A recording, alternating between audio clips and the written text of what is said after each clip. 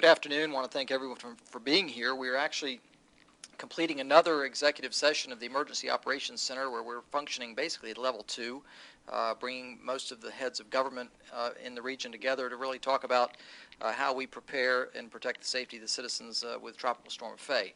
This storm really has been a challenge to forecast, as many of you have observed, and I'm sure many are following the weather channels and stations appropriately.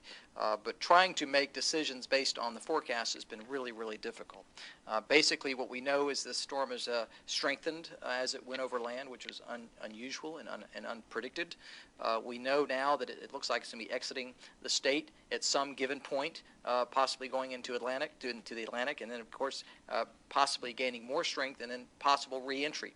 The challenge is there's so many variables that we're having a real hard time landing on exactly what actions we should take as a community to make sure we keep our citizens safe.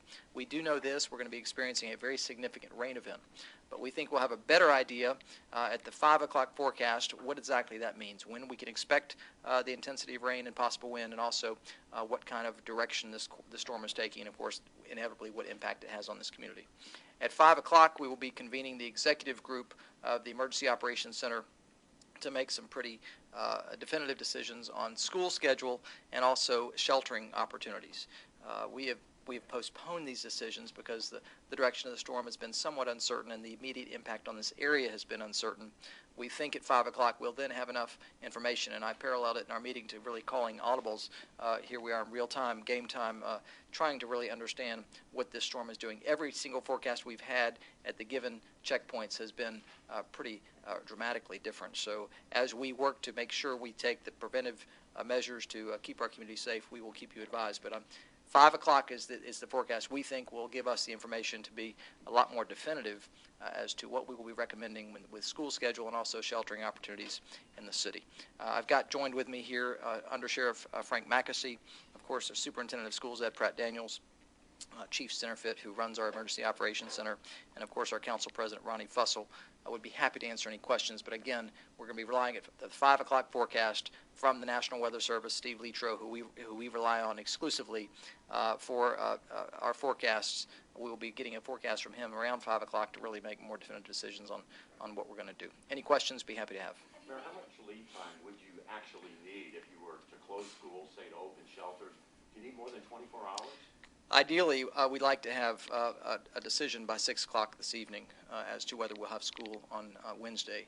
And, of course, each day that comes by beyond that, we'll make a decision that day. But 6 o'clock is really our target window for really making a decision for school tomorrow. Mayor Peyton, knowing what we do know right now at this time, what, if any, action should residents at home be taking? That's a great question. The question is, what should residents be doing? I think if there's any one message, we have to pay attention. This storm is proven to be unpredictable. The notion that it is probably going to head out into the Atlantic, regain strength, and come back in, possibly into our county, is, I would say, the assessment has gotten worse, not better. The forecast is not working to our favor. So naturally, families should do all they can to be responsible and making sure you have necessary supplies should you lose power. If you live in a low-lying area, we're expecting intense amount of rainfall. Make sure you do all you can to accommodate, a relocation. The rain event, I think, is a certainty. As to when is the real question, and whether we should, when we make shelters available and when we choose to close schools will really be the variables that we'll hopefully nail down around 6 o'clock. Mayor, what are the determining factors, or some of them anyway, as to when you will close the schools and open the shelters? The outer bands of this storm are the ones that concern us. Those are the ones that carry the wind, the rain, and the possible tornadoes. And whether we are in the pattern for those outer bands to hit Duval County is really the question. In the 5 o'clock forecast is going to give us an indication of whether the storm is going to have a more westerly track or a more easterly track. A 10-degree variation either way really impacts whether we are part of those storm bands that really can pose a threat. If there's any indication from the National Weather Service that those bands are going to pose a threat to us during school hours tomorrow, we will more than likely close schools. But right now, based on the course of the storm, we think we really are not in a position to make a definitive decision until 5 o'clock because the direction continues. The speed and the direction and intensity of this storm are all variables that are moving constantly. It is not beyond the scope of possibilities that the storm would stall out, for instance, and not move.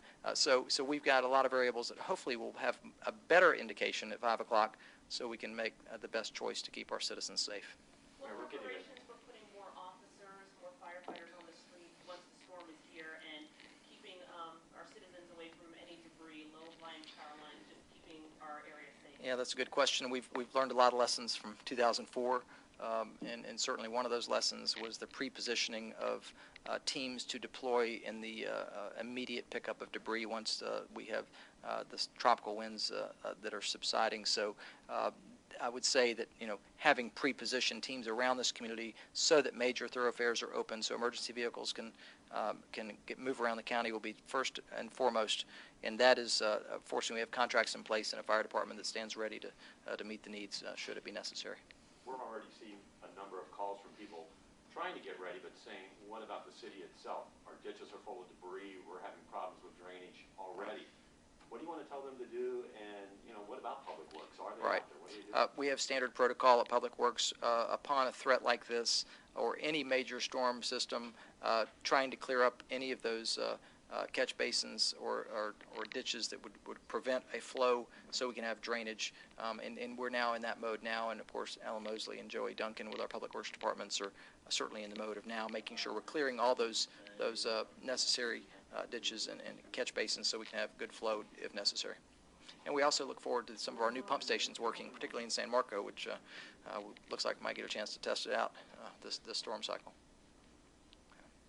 Any other questions? Can we hear from the school superintendent? Sure.